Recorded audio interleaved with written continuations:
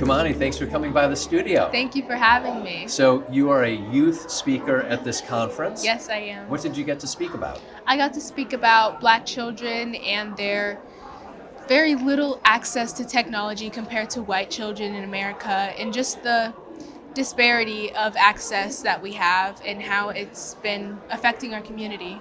Have you seen that in your own schools, and what has the effect been? I have. It's the resources in general. It's the resources that not only are we disadvantaged, but we just don't even know the resources that we're not getting access to, and we're not even aware of the amount of opportunities that we're not given.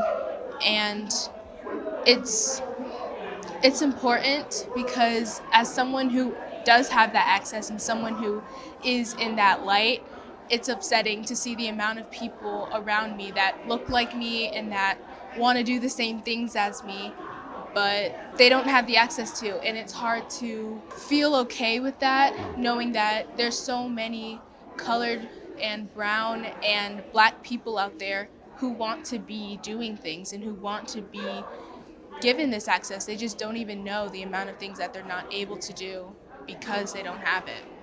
And I understand that you personally make very good use of the technology that you do have access to. Yes.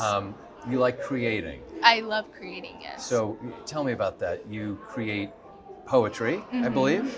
You write. Yes. And you're something of a filmmaker as well? Yes, I started my own film production company a couple years ago called AOD Films.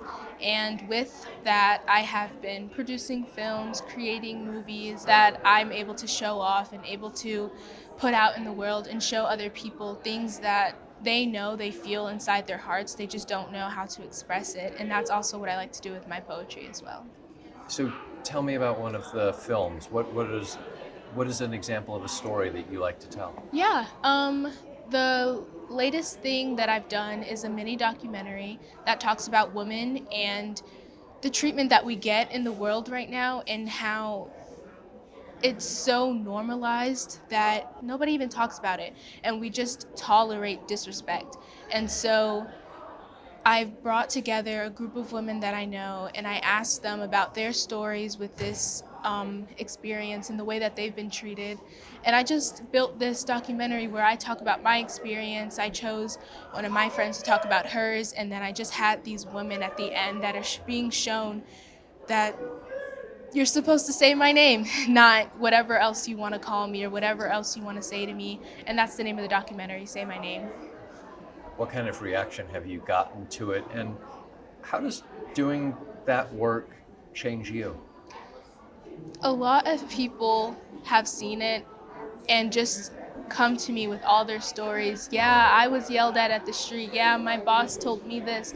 And just all these people telling me, all these women telling me just how normalized it is in their lives to be called certain things and treated a certain way. And it only makes me want to do this more, and it only makes me want to talk about my own experiences more and just be even louder with what I know, since not everyone else is going to be. Yeah. Start loud and get louder. Yes. What does AOD stand for? It stands for Age of Destiny. My name, Kumani, means destiny, and I knew I wanted my name in it somehow. I just didn't know the meaning behind what I wanted to be saying. And so with Age of Destiny, it's saying this is the age of my life. This is the age of everyone's lives where we are working towards what we are made of and what we are supposed to be doing here. And you can't work on your purpose if you're not working on the little things that bother you and the little things that you know are inside of you that you aren't expressing. And so with my movies and my stories, I'm expressing little things that people aren't really touching on so that they're able to move past them and work towards their destiny. There is so much power in the little things. Yes, isn't there? definitely. For any children or any young person who might be watching this, who might be seeing you and saying, I want that voice, and I don't have that ability, or I can't, or there's not the opportunity for me, but I'm looking at Kumani and I'm saying, I want to be like her. What do you say to them? do it, but in your own way. Figure out how you want to. Do it in the way that you know how to. I know that growing up, I wanted to be a dancer, I wanted to be a lawyer, I wanted to be a doctor. I didn't know how I wanted to create and how I wanted to put out. And I've been writing since I knew how to write, probably at like 2 months old. I've been writing my entire life, and it never occurred to me that that is the way that I like to create. And so it's really just about going inside of yourself and figuring out, how do you like to do things? What do you like to do? And in that way, that is the way you're able to put out your voice, and that is the way that other people are going to hear you, because that's what you like to do. Well, we are hearing you today, and I have every feeling that we are going to get to hear you for years to come as you get louder and louder. Yes, definitely. Kumani, thank you for coming by the studio. Thank you.